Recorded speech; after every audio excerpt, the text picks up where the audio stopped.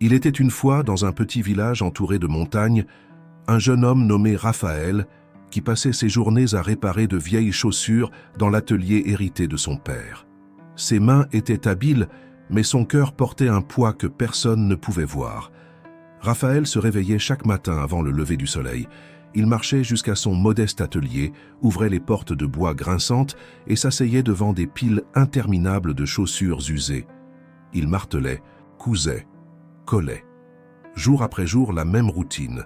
Ses doigts connaissaient chaque point, chaque mouvement nécessaire pour redonner vie aux chaussures des autres. Mais en lui vivait un rêve qu'il gardait en silence. Raphaël voulait être artiste. Pendant ses quelques heures libres, il dessinait sur des morceaux de papier usagés, créait des formes et des couleurs qui dansaient dans son imagination. Pourtant, chaque fois qu'il regardait ses dessins, une voix intérieure chuchotait cruellement. « Tu n'es qu'un cordonnier. Qui voudrait voir l'art de quelqu'un comme toi ?» Un jour, une voyageuse entra dans l'atelier. Ses chaussures étaient en lambeaux après un long voyage. Pendant que Raphaël travaillait, elle observa les dessins éparpillés dans le coin de l'établi. Ses yeux brillèrent. « C'est toi qui as fait ça ?» demanda-t-elle, prenant délicatement l'un des papiers. Raphaël sentit son visage brûler de honte. « Ce ne sont que des gribouillages, rien d'important.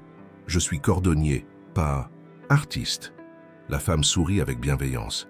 « Et qui a dit que tu devais choisir d'être une seule chose ?» Raphaël resta silencieux. Il n'avait jamais pensé de cette façon.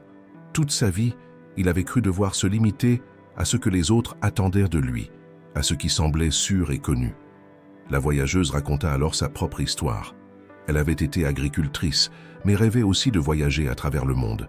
Pendant des années, elle crut que c'étaient des chemins opposés, jusqu'à ce qu'elle réalise quelque chose de fondamental. Croire en soi ne signifie pas abandonner qui tu es. Cela signifie ajouter de nouvelles couleurs à ta vie. Elle expliqua qu'elle avait commencé petit. Elle voyageait pendant les récoltes, vendait ses produits dans différents villages, rencontrait de nouvelles personnes. Chaque pas fait avec la certitude que ses rêves méritaient d'exister autant que ses responsabilités. Le pouvoir de croire ne réside pas dans la certitude du résultat, dit-elle, mais dans le courage d'essayer tant qu'il est encore temps.